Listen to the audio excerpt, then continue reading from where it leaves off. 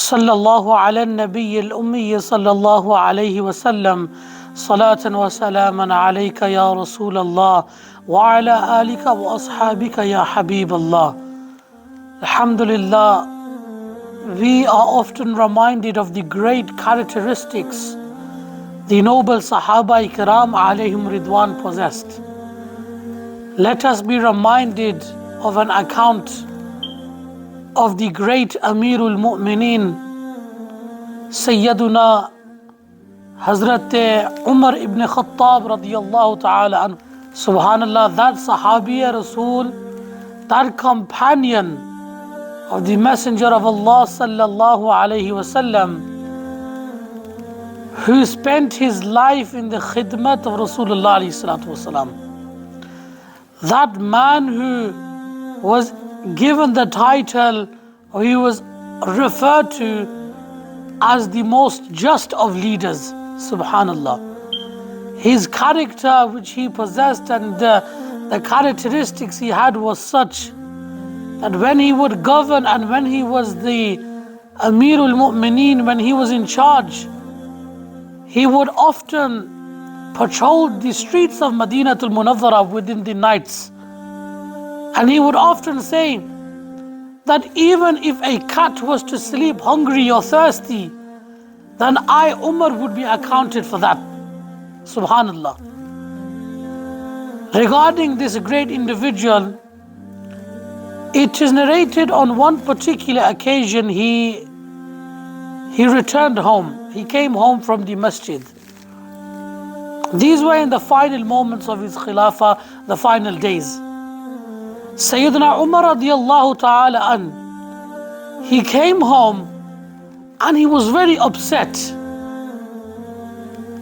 Those who lived with him, his noble wife, his noble children, automatically they saw that he was in a state of sadness.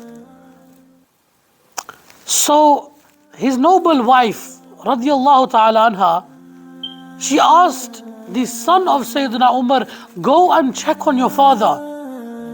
Check on your father, see how he is. Is he okay? Is there something wrong?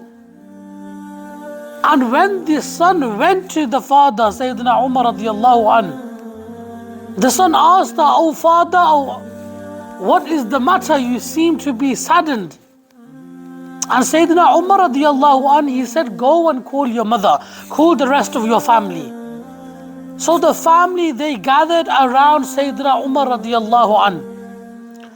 And when they gathered around him, the question was asked again, that, oh father, what has caused you to be in this state today? You seem very upset. It seems as if you are saddened. Sayyidina Umar radiyallahu anhu, he said, today as I was leaving the masjid, the companions, my associates, I overheard them. They were speaking well of me. Behind my back, they were speaking well of me. They were speaking about me in high regards. And the family, they questioned that if they were speaking well regarding you, then how has this caused you to be sad? Subhanallah, look at Sayyidina Umar and his mindset. He said that when I saw and when I analyzed that my companions, my friends, my associates, they are speaking well about me. They hold me in high esteem. They hold me in high esteem and they speak well of me. However, they only see me as when I'm outside, when I am in the masjid, when I am on my duties.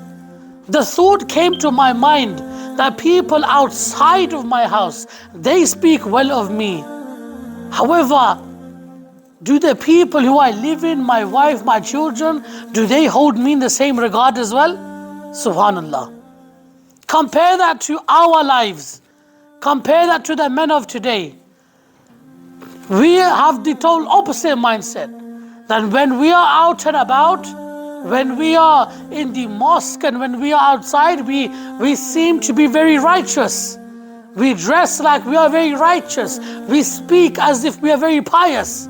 However, only our children, our wives, our parents, our family, only they know our realities when we enter the house. But we don't care as long as we have a good image in the outside world. But look at these individuals, the likes of Sayyidina Umar. They, alhamdulillah, by the grace of Allah, their names were Roshan from east to west. Their names were upon their uruj in the outside world. They had, but not only did they praise Allah for that state, but they returned and they would do fikr and they would think that it's just our state inside the houses as well. So he said to his family in this state, he said, have I ever denied any of your rights? Do you hold me in such esteem as well? And at this moment, Sayyidina Umar radiallahu an, his noble wife, she said, I have one complaint, but it's not, I've had this in my mind for a long time, but I've never thought to mention it. But as you've seen, as you've asked, Sayyidina Umar said, what is it? The wife radiallahu anha, she replied, that I am your wife, I desire your company as well. However, you are always busy. In the daytime, you are in the masjid, you are serving people, you are dealing with affairs. And in the night time, you are patrolling the streets of Madinatul Munawwara. I don't have much time in your sahbah, I don't spend much time in your company. I desire your company too. And Sayyidina Umar, subhanAllah, although he was the Amir, he was the husband, he was the head of the house, he said, if I have caused you grief, if I have caused you harm from this, then I ask for your forgiveness. Subhanallah. Can we imagine today's husbands doing mazir to their wives? Look at the great Sayyidina Umar radiallahu anh. He said, if I've caused you grief, if I've caused you anything, then forgive me. And the wife heard her response radiallahu anha. She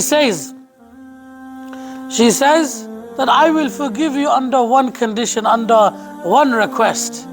Sayyidina Umar asks, what is that request?